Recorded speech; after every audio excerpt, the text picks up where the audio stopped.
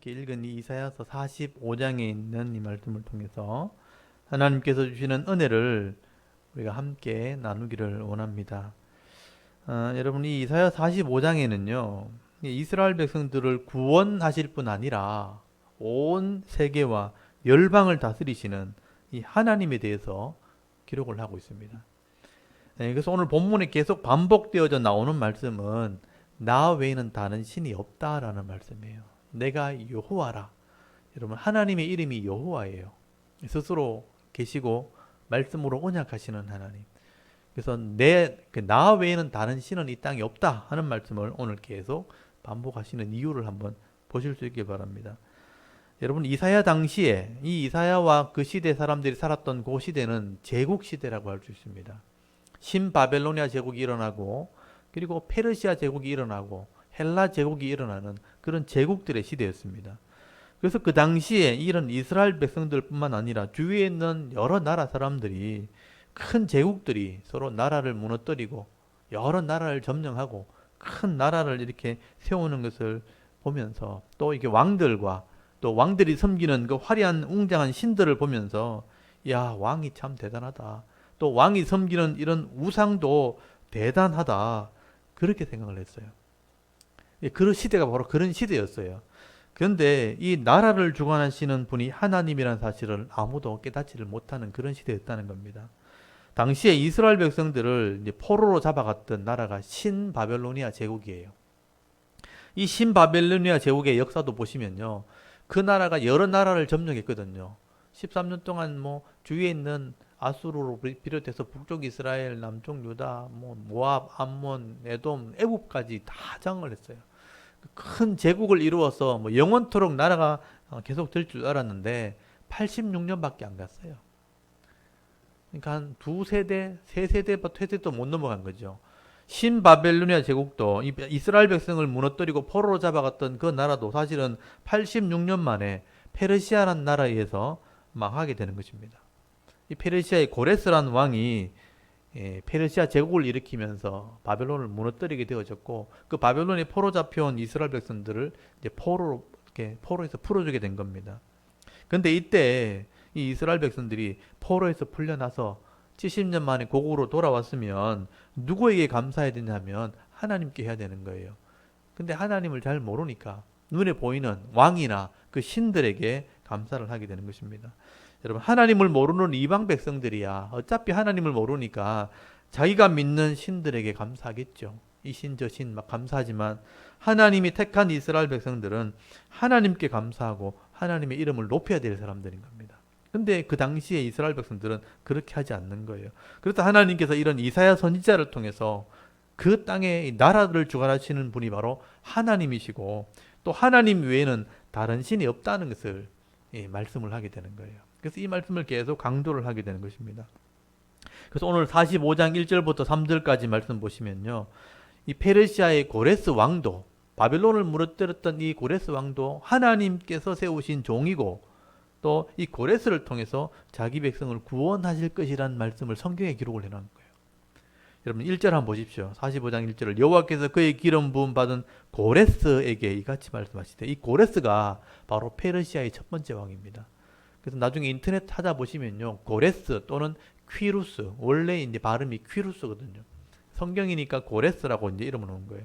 그 고레스에게 이같이 말씀하시되, 내가 그의 오른손을 붙들고 그 앞에 열국을 항복하게 하며, 하나님이 고레스의 오른손을 붙들고 열국을 항복하게 만들었다는 거예요. 내가 왕들의 허리를 풀어 그 앞에 문들을 열고 성문들이 닫히지 못하게 하리라. 내가 너보다 앞서가서, 이 고레스보다 앞서가서 험한 곳을 평탄하게 하며 논문을 쳐서 부수며 쇠빗장을 꺾고 내가 흑암 중에 보화와 은밀한 곳에 숨은 재물을 주어 네 이름을 부르는 자가 나 여호와 이스라엘의 하나님인 줄을 네가 알게 하리라.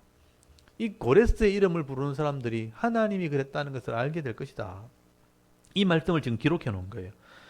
여러분, 이 고레스 왕이 바벨론이라는 나라를 무너뜨린 겁니다. 그 성을 무너뜨리고 그 성문을 다 열어서 결국은 이 이스라엘 백성을 포로에서 풀어주게 된 것입니다.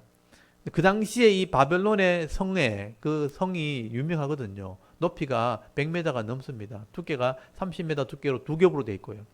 그 성 둘레는 해자, 강을 둘러싸가지고 다리를 건너지 않고는 그 성에 들어갈 수 없는 굉장한 성이었는데 이 고레스가 무너뜨린 거예요. 근데 그 바벨론 성의 그 성문이 노수로 되어 있습니다. 그 당시에 대부분의 이 성들은 나무로 문을 만들었어요. 근데 유일하게 역사적으로 자료를 살펴보면 이 바벨론 성만이 노수로 된 문을 만든 거예요. 그래서 오늘 보면 논문을 쳐서 부서뜨린다고 되어 있잖아요. 논문을 쳐서 부서뜨린다는 것은 하나님이 고레스를 통해서 이 바벨론을 무너뜨리고 자기 백성을 구원하게 될 것을 말씀하게 되는 거죠. 그래서 이 페르시아의 첫 번째 왕인 이 고레스가 메디아 제국을 무너뜨리고 바벨론 나라를 점령하면서 이스라엘 백성들을 실제로 포로에서 풀어주게 된 겁니다. 근데 오늘 본문에는요, 그 고레스가 바로 하나님의 기름 부은 일꾼이었다. 이 고레스는요, 하나님을 알지 못하는 사람이에요. 이방 나라 왕이에요. 근데 성경에는 이름을 기록해 놓은 거예요. 그 고레스가 내가 세운 일꾼이다. 그 44장 28절에도 보십시오. 지난주에 앞에 보시면 44장 28절에 보면 거기 앞쪽에 보시면 나오죠. 거기 고레스라는 이름이 나오죠. 고레스에 대하여 이르기를 내 목자라 그렇게 기록해 놨죠. 고레스는 내 목자다. 내 양을 치는 목자다. 지도자다 이 말이죠. 그리고 내가 그에게 기름을 부어서 태운 내 일꾼이다. 실제로 이 고레스가 태어난 역사적 배경을 보면요, 우리가 이 말을 이해할 수가 있습니다. 원래 고레스는요, 이 태어나자마자 죽어야 될 사람이었어요. 그래서 일반 역사책에 이 페르시아 역사를 살펴보면, 여러분 이 당시에 페르시아가 이제 지배를 당했거든요. 메디아란 나라에, 원래 메디아가 큰 제국입니다. 메디아란 나라에 이 페르시아가 속국으로 지배를 당하고 있었어요. 그때 이 메디아 왕이 누구냐면 아스티아게스라는 왕입니다. 이 아스티아게스 왕이 아들이 없어요. 큰 제국의 왕인데 아들이 없어요. 딸이 하나 있는 거예요. 그 딸이 이름이 만다네입니다. 만다네. 근데 만다네가 딸로 하나 있었는데 이 아스티아게스 왕이 자기가 왕이지만 왕위를 물려줄 아들이 없잖아요. 딸이 있는데 딸은 이제 남자하고 결혼하게 되면 사위가 되잖아요. 근데 딸이 이제 아스티아게스 왕이 한 날 꿈을 꾸었는데 만다네가 낳은 아들이 자기 나라를 다 빼앗는 그런 꿈을 꾼 거예요. 이 만다네란 공주가 오줌을 쌌는데 그 오줌이 메디아 나라 전체를 다 이렇게 적신 거예요. 그래서 이게 해몽하는 사람한테 물어보니까 만다네 이 당신 딸이 낳은 아들이 당신의 나라를 다 빼앗게 될 것이라고. 그러면 그 사위의 나라가 되는 거잖아요. 그래서 이 아스테게스 왕이 이 딸을 이제 왕을 이렇게 될 사람을 놓으면 안 되니까 시골에 시집 보내보낸 거예요. 그래서 그 당시에 지배를 하고 있는 페르시아라는 조그만 도시에 시골에다가 시집을 보내보는 거예요. 시골 청년한테 시집을 보내버립니다. 그러니까 왕의 딸인데 시골 청년에게 시집 보내가지고 그냥 농사꾼 되라고 평범한 사람 되라고 그냥 시집 보내버린 거예요. 그리고 또 얼마 있다 또 꿈을 꿨는데 똑같은 꿈을 꾼 거예요. 만단에게서 그 포도 가지가 막 이렇게 흘러나오더니 그 메디아 나라를 전체를 다 뒤덮는 그런 꿈을 꾼 겁니다. 지금 결혼해서 아들을 낳으면 그 아들이 이 나라를 다 빼앗게 될 것이라고. 그래서 이 아스테게스 왕이 생각을 하다가 이 아들을 죽여야 되겠다. 그래서 시골에 보내놓고 다시 이제 임신했다는 얘기를 듣고 메디아 왕궁으로 불러들입니다. 그래서 이제 아들 나오면 이 아들이 왕이 되면 안 되니까 놓자마자 죽이라고 신한테 명령을 내리죠. 그때 이제 총리가 이 왕의 명령을 가지고 이 만다네가 낳은 아들을 죽이려고 하는데 그 총리 이름이 하르파고스라는 총리예요. 이 하르파고스 총리가 왕의 명령에 의해서 자기 공주가 낳은 아들을 이제 출산하게 되면 죽이라는 명령을 받은 거예요. 근데 만약에 이 만다네가 나중에 그 사실을 알게 되면 자기한테 또 후일에 이제 문제가 될 수 있어요. 그래서 이제 하르파고스가 자기가 하지 않고 자기 집에 종을 불러가지고 또 시킵니다. 네가 기다리고 있다가 만다네가 아들을 낳으면 바로 땅에 가서 묻어버리라. 그래서 이 하르파고스 총리의 집에 종이 그 만다네 출산을 기다리고 있었어요. 아기를 낳을 때 좀 되었는데 그때 마침 또 이 종의 아내가 또 임신해가 아기를 낳은 거예요. 근데 이 종의 아내는 아기를 난산을 해가지고 아기를 놓다가만 아기가 죽어버립니다. 그 출산하는 그날 이 종의 아내는 애기가 죽어버리고 만단이는 아들을 낳은 거예요. 그러니까 이 종이 자기 아내가 실망할 게 너무 이렇게 걱정이 되니까 죽은 애를 묻으러 가다가 어차피 이것도 죽을 건데 하면서 그 공주가 낳은 아들을 자기 부인의 품에 안겨주고 자기가 자기 아들을 땅에 묻어버립니다. 그러니까 이 만단이는 자기 아들 죽은 줄 알고 애기 놓다가 죽었다고 얘기하고 시골로 돌려보내버리고 그리고 이제 그게 이제 지나가 버린 거예요. 그래서 이제 종은 애기를 죽였다고 보고를 하고 총리가 또 왕에게 보고를 하게 된 거예요. 그래 죽어야 될 아이인데 이 종 때문에 살아난 거예요.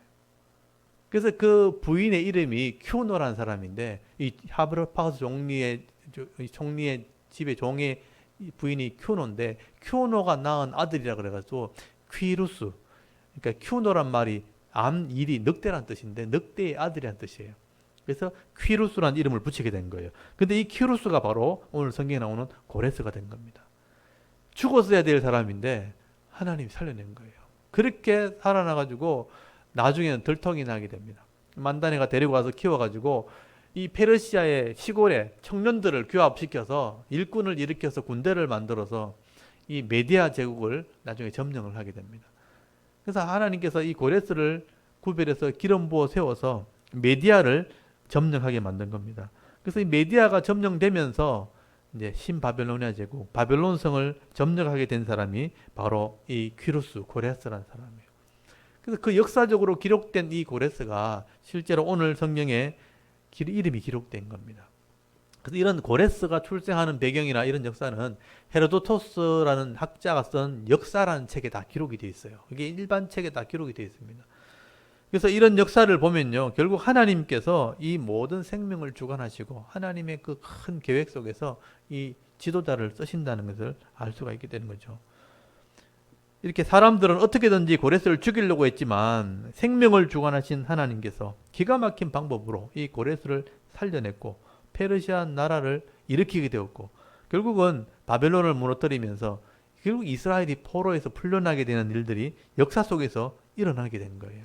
그래서 이런 역사를 주관하는 분이 누구냐? 나 여호와밖에 없다. 그래서 오늘 그 얘기를 하게 되는 거죠. 여러분 거기 한번 보십시오.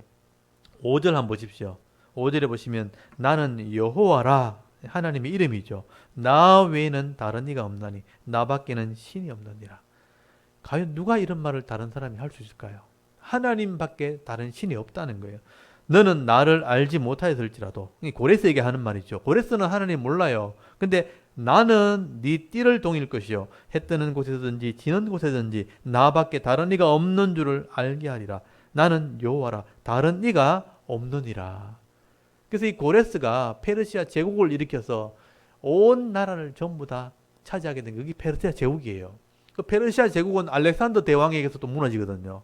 그 알렉산더 대왕이 이 고레스 땅을 점령하기 시작할 때 이 그 페르시아의 수도에 왔을 때 고레스의 무덤을 보게 됩니다. 그래서 이제 원래 점령을 하게 되면 그 무덤을 다 파헤치고 없애거든요. 근데 이 고레스가 워낙 하나님의 쓰임 받는 일꾼이고 종이었기 때문에 이 알렉산더 대왕이 이 무덤을 파헤치지 않습니다. 그래서 이제 이 무덤을 보관하게 만들고 지금도 이 고레스의 무덤이 남아 있어요.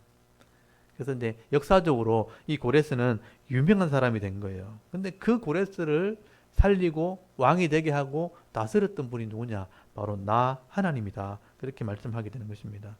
여러분 하나님께서는요, 택한 백성 이스라엘만 다스릴 뿐 아니라 이제는 모든 나라와 모든 세계 역사를 주관하는 분이라는 것을 말씀을 하게 되는 거죠. 그래서 하나님께서는요, 성도든 불신자든 다 하나님께서 만든 영혼들이고 하나님 만든 생명이기 때문에 그 생명을 주관한다는 것입니다.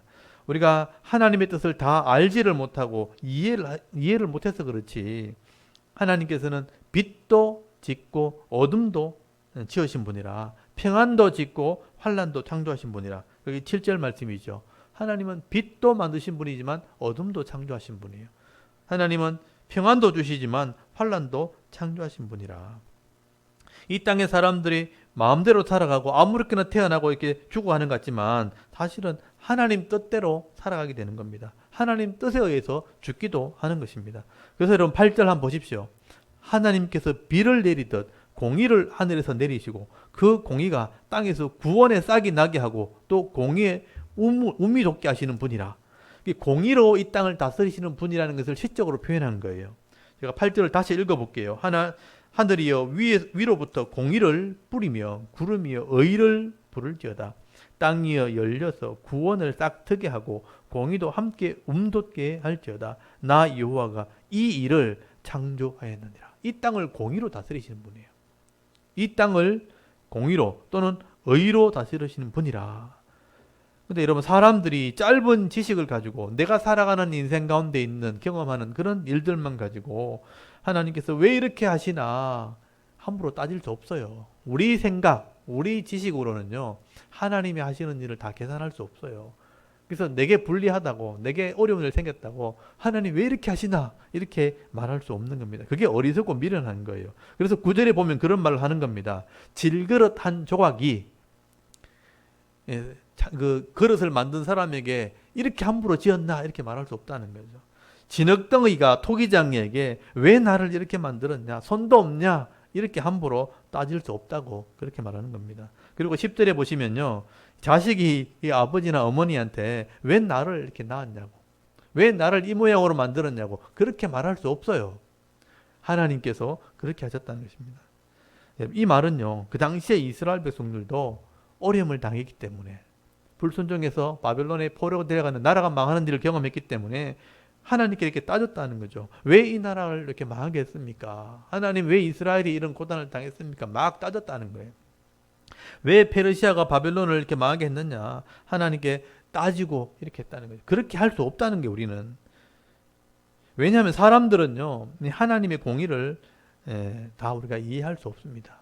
하나님만큼 공의를 행할 수도 없고 또 하나님만큼 정의롭게 할 수 없기 때문에 하나님 왜 그렇게 했냐고 우리가 따질 수 없는 거예요. 전부 사람들은 자기 중심의 말을 하게 되고 자기 중심으로 생각을 하게 되는 겁니다. 자기가 힘들면 따지고요, 자기가 좋으면 그냥 넘어가 버리죠. 그래서 내가 좋으면 다 좋은 거고 내가 나쁘면 잘못했다고 이렇게 생각하는 게 사람의 생각인 거예요. 근데 하나님은 그렇지 않다는 겁니다. 그래서 사람들이 하나님이 하신 일을 이렇게 해라 저렇게 해라 그렇게 할 수 없는 거죠. 그래서 우리가 기도할 때도 하나님한테 이거 해주십시오, 저거 해주십시오 이렇게 기도하면 안 돼요. 우리가 하나님을 마음대로 할 수 없는 거예요. 하나님 이것도 해주시고 저것도 해주시고 이렇게 하면 나는 힘들고 저렇게 하면 내가 힘드니까 이거 해달라고 그렇게 하는 게 하나님께 기도하는 게 아니라는 거예요. 여러분, 하나님께서는 내가 뭘 필요한지를 잘 아시는 분이 하나님이에요. 그러니까 내게 주신 게 뭔지를 물어봐야 되는 거예요. 그리고 하나님께서 원하시는 길이 무엇인지를 내게 알려달라고 그렇게 기도해야 되는 것이지, 하나님께서 내게 왜 이렇게 하냐고 이렇게 따지면서 기도하는 것은 우리의 기도가 아니라는 겁니다. 근데 이스라엘 백성들이요, 그 당시에 막 이렇게 하나님을 대했다는 거예요. 하나님 왜 이렇게 합니까? 왜 나라가 망했습니까? 왜 이것도 안 해줍니까? 저것도 안 해줍니까? 이렇게 막 따지듯이 하나님께 명령을 하면서 그렇게 했다는 거예요. 그래서 하나님이 좀 화를 내시는 거예요. 11절 한번 보십시오. 11절에 보면 그렇게 말하죠. 이스라엘의 거룩하신 이 곧 이스라엘을 지으신 여호와께서 이같이 이르시되 내가 장래일을 내게 물으며 또 내 아들들과 내 손으로 한 일에 관하여 내게 명령하려느냐 이렇게 얘기하죠. 내게 장래일을 자꾸 묻는다는 거죠. 이렇게 해달라 저렇게 해달라 앞으로 이렇게 됐으면 좋겠습니다. 뭐 내 아들들은 잘 됐으면 좋겠습니다. 내 딸은 잘 됐으면 좋겠습니다. 이런 걸 자꾸 명령하듯이 막 묻는다는 거예요. 너희들은 그렇게 할 사람들이 아니라는 거죠.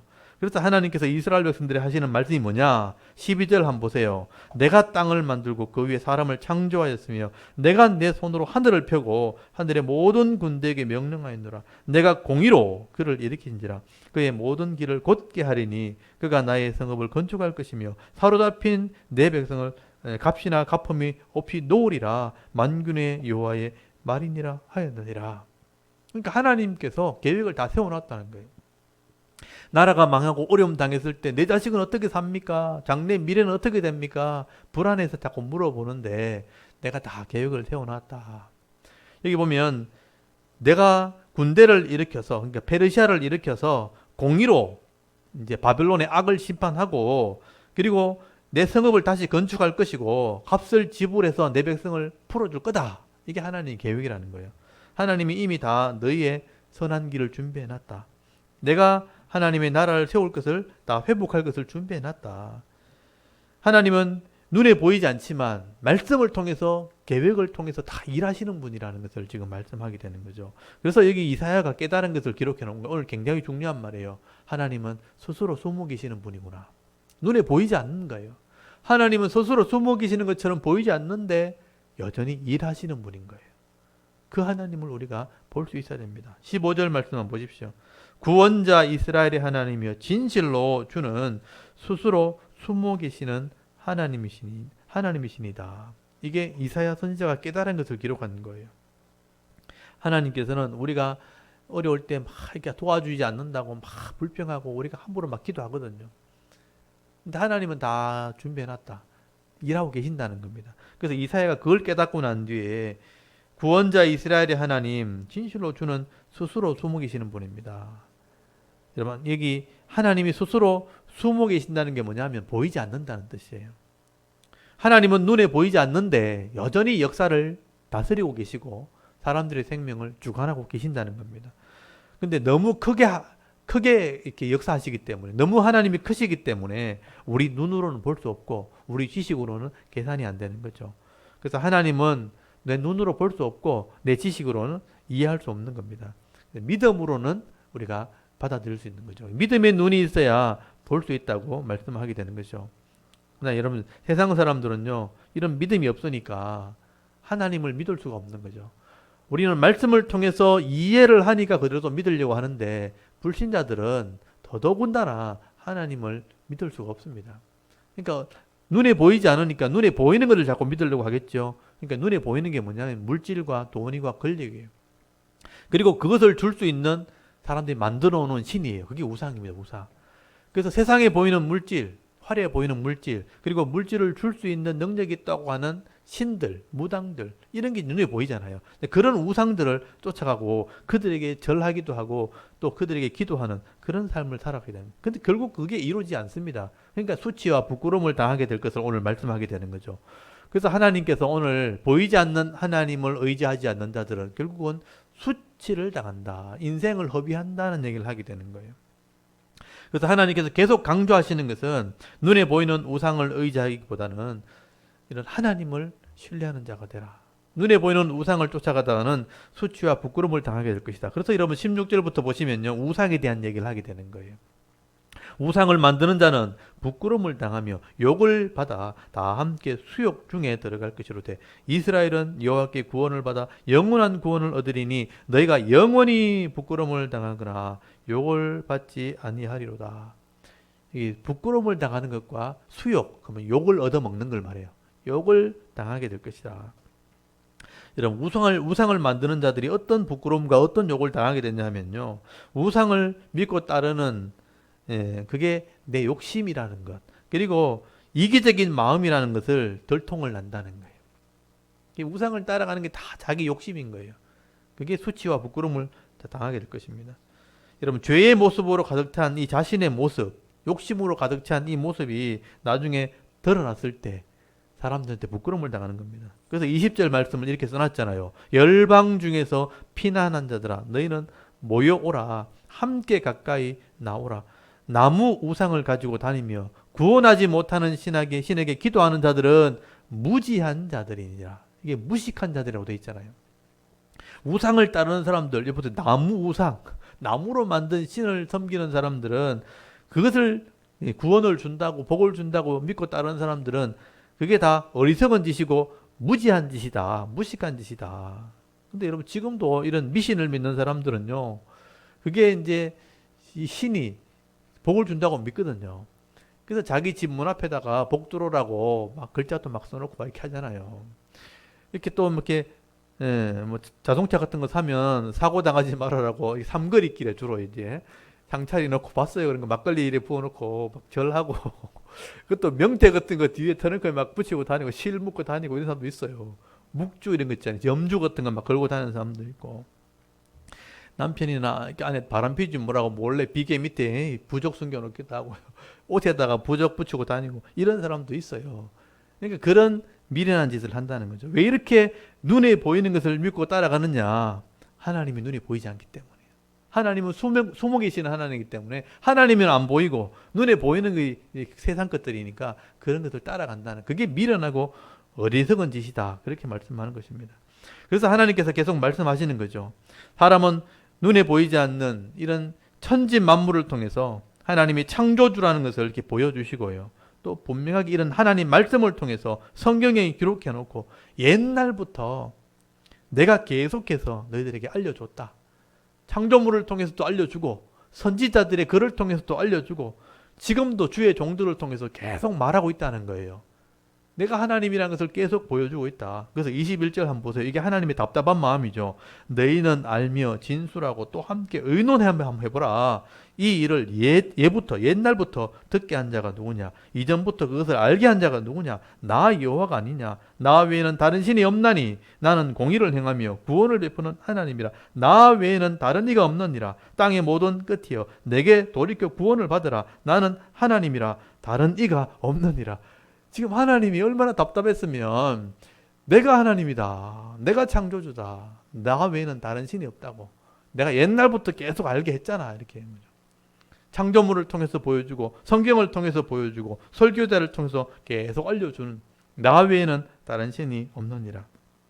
그래서 하나님이 자꾸 이렇게 강조하시는 거죠.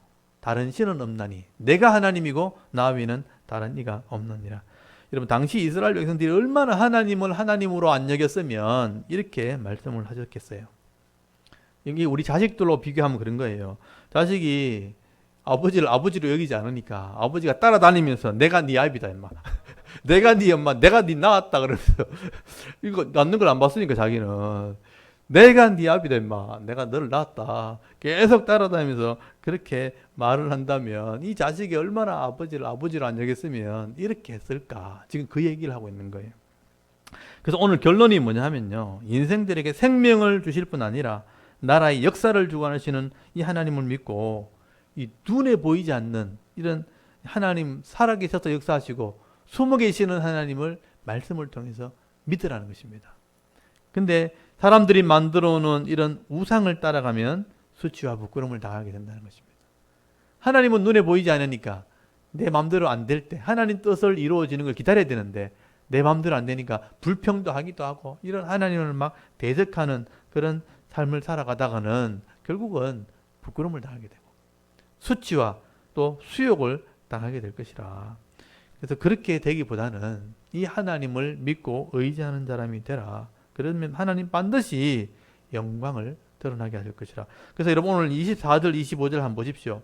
거기 24절 25절에 보시면요, 내게 대한 어떤 자의 말에 공의와 힘은 여호와께만 있나니 사람들이 그에게로 나갈 것이라. 무릇 그에게 노하는 자는 부끄러움을 당하리라. 그러나 이스라엘 자손은 다 여호와로 말미암아 의롭다 함을 얻고 자랑하리라 하느니라. 한번 보십시오. 이스라엘은 이게 하나님 믿는 백성을 보호하는 말이에요.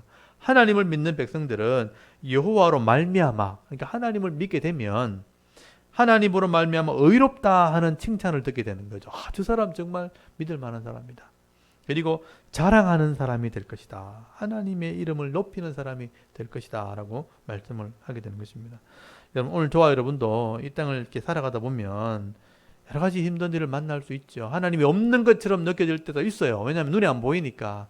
그렇지만 그건 우리 생각과 하나님 생각이 달라서 그런 거예요. 그렇지만 하나님은 숨어 계시는 하나님이라 지금도 일하시는 하나님이죠.